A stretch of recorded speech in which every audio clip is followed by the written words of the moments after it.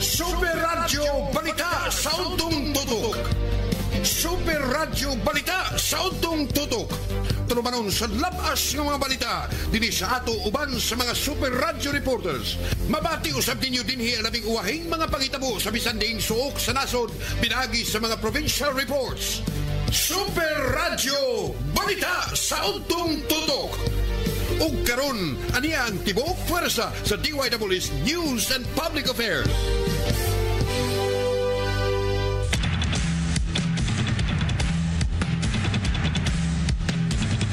Super Radio. Super Radio. Super Radio.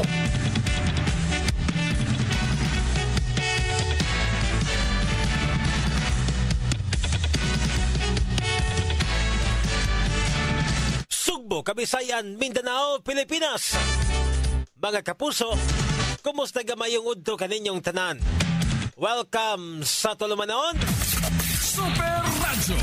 Balita sa Untong Tutok. Ako inyong kapuso. Super Fast Alfred Inso sa Super Radio. Ako'y mahatod sa ulahang tudling og sa detalye sa itong mga balita. Netong adlaw karon nga Sabado, Pitsa 26 buwan sa Hulyo tiga 2025. Kumusta nga tanan nga nagpamati nini nga itong istasyon? Ang DYWS Super Radio GMA 999 kHz sa dial sa inyong mga radyo. Super Radio. Balita sa Untong Tutok. Og karon sa itong mga headlines.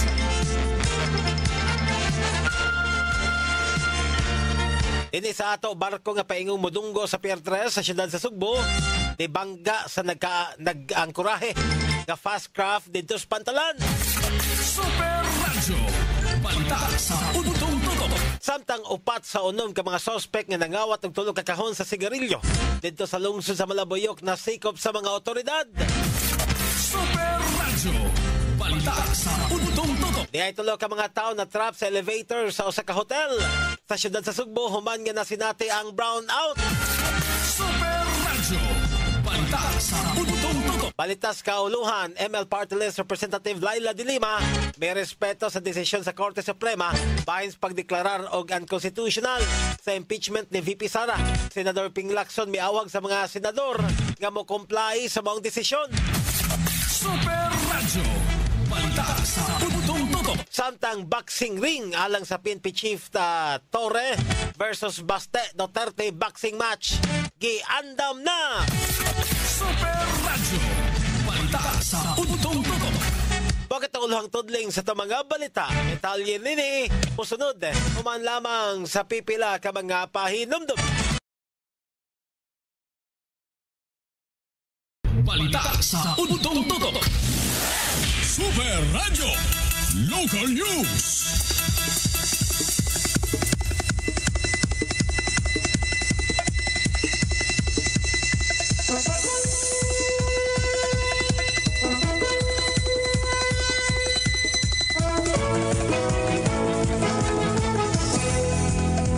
At ang oras alas 12:08 na.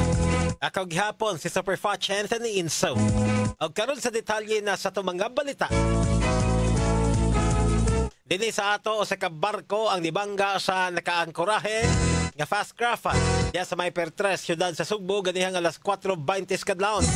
Ang mga barko nga MV Lady of Good Fortune sa Medallion Shipping Lines ang nisagid sa MV Fastcraft 7 samtang padung kini modunggos Pantalan.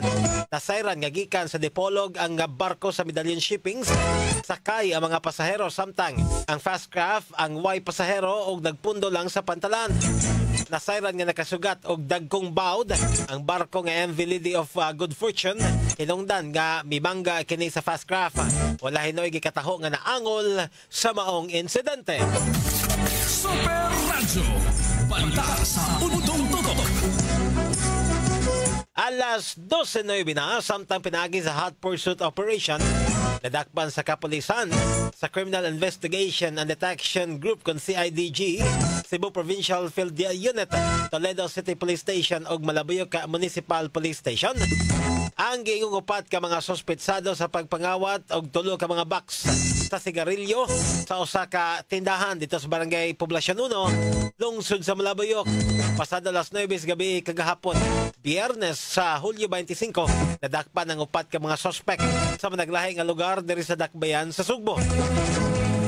Ang mga sospetsado mao ang 62 anyos nga lalaki nagpuyo sa Barangay Basak sa Nicolas, Cebu City, apan lubad nga taga Barangay Lantad, Silay City sa Negros Occidental. 38 anyos nga lalaki nga taga Barangay Basak sa Nicolas, apan lubad nga taga Barangay Muhon, Iloilo City. 38 anyos nga babae nga nagpuyo sa Barangay Basak sa Nicolas ug lubad nga taga Barangay Muhon, Santa Cruz, Iloilo City. Og 53 anyos nga babae nga residente sa Barangay Basak sa Nicolas, apan lumad nga taga Barangay Lantad, Silay City, Negros Occidental. Kay nanduman nga nakuha sa CCTV footage ang giingong pagpangawat sa mga sospetsado sa tulo ka mga box sa sigarilyo nga may balor og 240,000 pesos sa usa ka convenience store dito sa Barangay Poblacion 1, lungsod sa Malabuyok nitong Hulyo 22, 2025.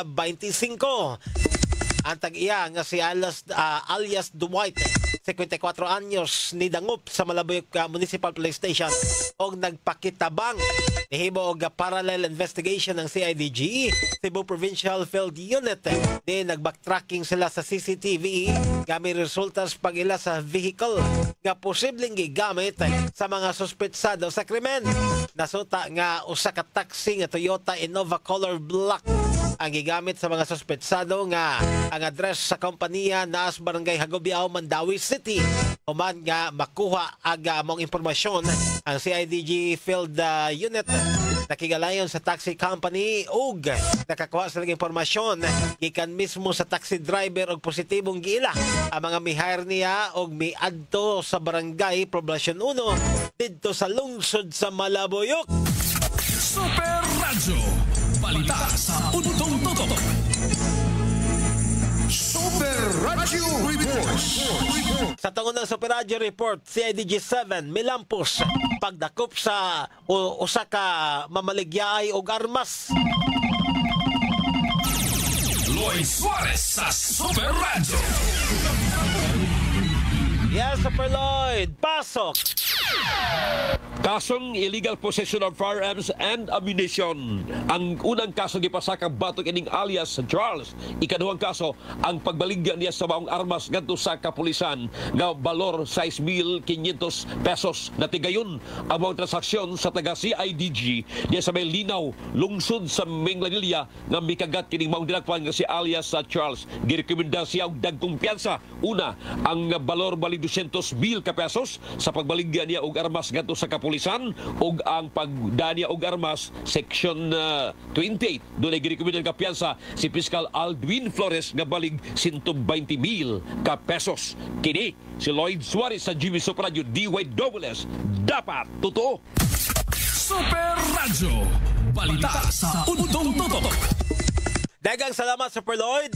Samtang tulo ka mga individual ang natrap sud sa elevator sa Crown Regency Hotel ganihang alas 8:39 buntag. Gumikan sa nasinating nga brownout. Ang mga natrap naglangkob sa duha ka 45 anyos nga mga babae o usa ka 47 anyos nga lalaki. Sama ni SFO2 Wendell Villanueva nagpamaba sa Cebu City Fire Station nga agamang mga individual na trap sa ikalimang andana sa maong nga hotel. Nasayran nga mikabat sa 50 minutos o na malampuson nga na-rescue ang maong mga individual nga na-trap sa elevator. Luwas ra hinuon ang mga na-rescue nga mga individual. Super Radyo, balita sa Untong Tutok. Super Radio Reports. Dogang report gikas nga mga kaubanan de drug pusher sikop sa bypass operation sa City Intelligence Unit sa siyudad sa Mandawi. Norman Mendoza sa Super Radyo. Yes, Super Norman, pasok! Arestado ang usa ka 24 anyos nga lalaki sa gihimo nga drug bypass operation sa mga sakop sa City Intelligence Unit o City Drug Enforcement Unit sa dakbayan sa Mandawi. Alas 9 pasado kagabi diya sa may dalan FF Cruz sa barangay Subang Dako, siyudad sa Mandawi. Ang nadakpan rumad o residente diya sa barangay Hagubiaw sa dakbayan sa Mandawi. Nakuha gikan kaniya ang gibanabanang 5 ka gramos sa gituang shabu nga mobalor ngadto sa 34,000 ka pesos. Ang mga sakop gikan sa City Intelligence Unit sa Mandawi City Police Office, pinanguluhan ni Pulisa Captain Torigosa o ang mihimo sa maong drug operation. Human nakakuha sila og impormasyon gikan sa ilahang mga police asset nga ang suspect nalambigit sa pagpamaligya sa illegal nga drugas. Kini sa Norman Mendoza sa GMA Super Radio DYWS, dapat totoo. Super Radio, balita sa Udong Tutok. Dagang salamat Super Norman, samtang HRDO ng problema sa appointment sa mga job order o casual employee sa syudad sa Sugbo. Alan Mahal sa Super Radio. Yes, Super Alan, pasok! Problema karon sa buhatan sa HRDO din sa dakbayan sa Sugbo ang pagbuhat sa mga kailangang mga appointment gikan mismo sa mga job order employee human sa mga casual kawani sa Cebu City Government gumikan matud pa kanila kinahanglan ag note ni gikan mismo sa City Budget Office nga labay pondo nga kwarta alang sa personal services sa resgutan nga departamento. Giklaro sa buhatan sa HRDO nga ang kasagaran sa mga kawani sa Cebu City Government nga manguha o gabaga appointment sa ilang buhatan ang wala na pondo nga makuha gikan mismo sa City Budget Office sunungdan na sila na problema may kalambigitan na nini apan bisan pa man nini ilang gisiguro nga lang yung mabuhatan og appointment ang nasgutan ng mga kawani gumikan nagsikirig duwa ko to mismo sa ilang buhatan ato ka nasayaran nga giklaro ni Mayor Tomas kuna Mayor Nestor Arcibal nga no appointment no work ay batuman sa Cebu City Government ubos sa iyang administrasyon. Ako sa Alamahal sa GMA Super Radio DYWS, dapat totoo. Super Radio, balita sa Udong Tutok. Dagang salamat Super Alan, samtang giklaro ni Cebu Governor Pamela Baricuatro nga wa siya og gi-authorize kasi bisan kinsa aron mo representar kaniya sa bisan unsa nga business dealings. Sa iyang Facebook post lakip nga giklaro sa gobernadora nga dili siya modawat og shares o SOP sa mga kontrata alang sa infrastruktura, quarrying o STL. Gidugang nini nga ang tanang proyekto kinahanglan nga moagi sa husto nga proseso. Ilabi na sa bid sa Awards Committee, din iyang gipasalig nga kini magpabiling transparent o accessible nga ito sa publiko. Nasayran nga nakadawat og taho ang gobernadora kalabot sa mga individual nga nangangkong nagrepresentar kang Baricuatro aron sa pagsolicit o mangayo og share sa mga negosyante og proyekto. Yahog usab nini ang mga negosyante nga di mohatag gadtos maong mga individual. Super Radio, balita sa Udong Tutok. Alas 12:17 na, samtang sa pikasbahin gipanguluhan ni Cebu City Mayor Nestor Arcibal ang paglusad sa 256K Trees Project uban sa mga volunteers gikan sa nagkadaiya nga mga organisasyon, private sector o mga empleyado sa Cebu City Government nga gipahigayon sa backroads sa South Road Properties kun SRP kagahapon adlaw. Sayang mensahe sa mga ni Archibald nga sinugdanan palang kini ug ang ilang gihimo alang kini sa kaugmaon sa mga kabataan sa syudad sa Sugbo. Gidugang ni Archibald nga ang mga bata mo iyang inspirasyon sa pagpadayon sa mga proyekto sa mosunod nga tulo ka mga tuig.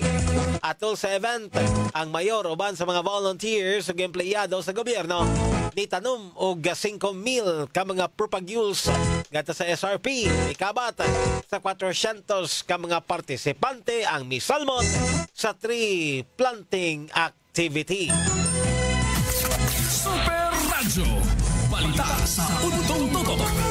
At ang oras alas 12:18 na, balik ta karong taod-taod alang sa mga balita gikan sa kauluhan human lamang pipila ka mga pahindomdom. At ang oras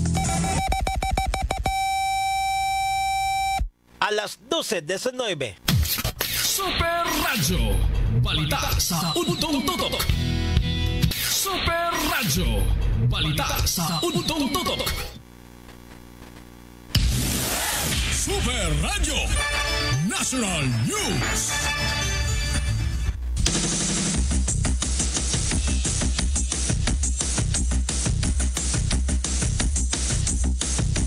Alas 12:20 na. O karon balita gikan sa kauluhan. Kalmado panbugat ang nahimong reaksyon ni mabamayang Liberal Party List Representative Laila De Lima sa pagbasura sa Korte Suprema sa impeachment case batong kang Vice President Sara Duterte. Sumanili nga teknikal ang desisyon ng nagpabiling tinod ang mga aligasyon nga wala pa matubag. Bisan pa man og girespeto nini ang desisyon sa Korte Suprema, apan importante nga mapasabot nini ang katawhan og dili mahimo ang shortcuts.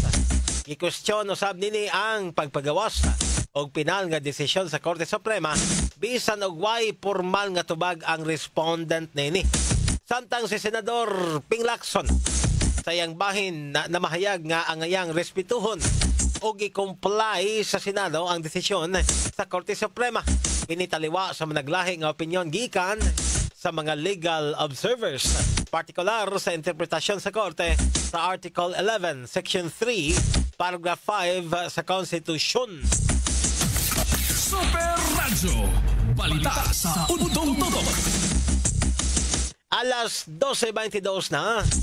Samtang sa pikas bahin gikumpirmar ni Philippine National Police kon PNP spokesperson Police Brigadier General Jean Fajardo nga kasamtangan ng gi-assemble ang boxing ring sa Rizal Memorial Coliseum.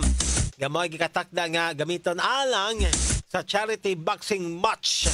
Tali nilang PNP Chief Police General Nicolas Torre III o acting Davao City Mayor Sebastian Baste Duterte og mga adlaw na ni Hulyo 27, 2025. Una din nilatag og kondisyon si Baste Duterte nga sa dili pa niya dawato ng hagit ni Torre, kinahanglan nga hangyoon una nini si Presidente Ferdinand Bongbong Marcos Jr.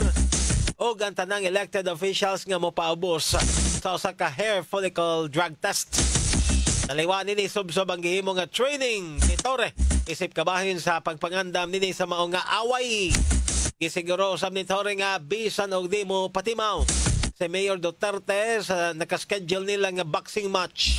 Motambong gihapon siya niini aron maghatag og relief goods ngadto sa mga residente nga apektado sa mga bagyo og habagat sa miagi nga semana. Super Radio balita sa Untong Tutok. Super Radio Weather News. At ang oras alas 12:23 na. Ato sang siren na to ang update sa lakat sa panahon sa musunod nga 24 oras. At ikaw ba natong weather specialist gikas pagasamaktan? Si Ma'am Jonina Marty mayong udto. Mayong udto sir, o sa tumasok hindi paminaw, matong latest weather update. As of 7:10 kaninang umaga kay ni gawas na si Tropical Depression emong sa atong area of responsibility. And as of 8 a.m. today na nanhimutang diha sa 640 kilometers northeast of Itbayat, Batanes o kini nagapaero gihapon amihanang sidlakan sa gikusgon na 35 kilometers per hour. Wala po ni direktang epekto sa bisag-asang parte sa atong nasod.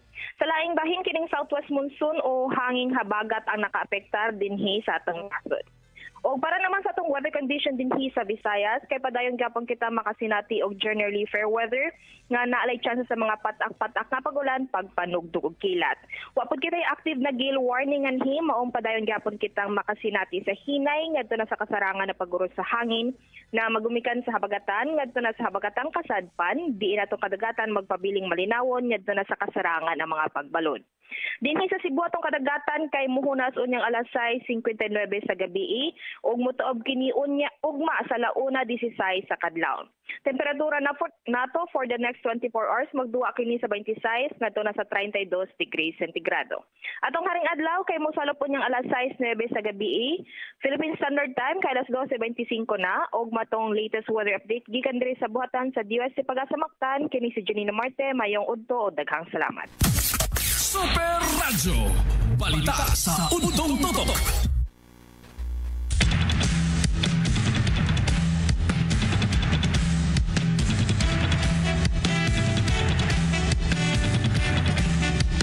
Aga report ni Janina Marte gikas paga sa Mactan.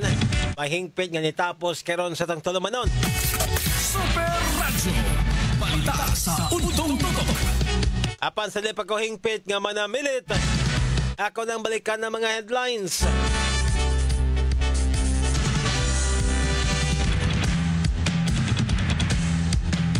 Dini sa ato, barko nga paingong mudunggo sa Pier 3 sa syudad sa Sugbo. Libangga sa nagkaangkurahe nga fast craft sa Pantalan. Super Radyo. Balita sa Udtong Tutok. Samtang upat sa unang ka mga sospek inangawat og tulo ka kahon sa sigarilyo dito sa lungsod sa Malabuyok. Nasikop sa mga otoridad. Super Radyo. Balita sa Udtong Tutok. Tulo ka mga tao na trap sa elevator sa usa ka hotel sa syudad sa Sugbo human nga nasinati ang brownout. Super Radyo. Balita sa Udtong Tutok. Balitas kauluhan, ML Party List Representative Laila de Lima may respeto sa desisyon sa Korte Suprema bahin sa pagdeklarar og unconstitutional sa impeachment ni VP Sara. Senador Ping Lacson miawag sa Senado nga mo comply sa maong desisyon. Super Radyo. Balita sa Udtong Tutok. Samtang ang boxing ring alang sa PNP Chief Torre og versus Basti Duterte boxing match giandam na. Super Radyo. Balita sa Udtong Tutok. Mayong hapon ug may pagpaminaw dahil nga to kang Gertrude Inganyo. Naminaw ron mga kapulsong nagtanos ng Facebook Live. Gikan sa tuaron siya sa lungsod sa San Remigio, gumikan kay adlang natawhan sa iyang anak. O happy birthday sa imong anak Gertrude Inganyo. Og may pagpaminaw. Ayong pagpaminaw sab ni Matilus Evelyn. May pagpaminaw ni Saldivar Annalyn. Salamat kay sa inyong pag tan-aw sa Facebook Live karong karong udtuha.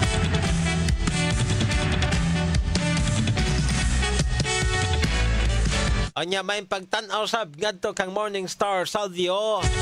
Ingon man ni Amol Ranuco, Arnold Ranuco, Inez Ortega. Salamat. Okay, salamat kayo.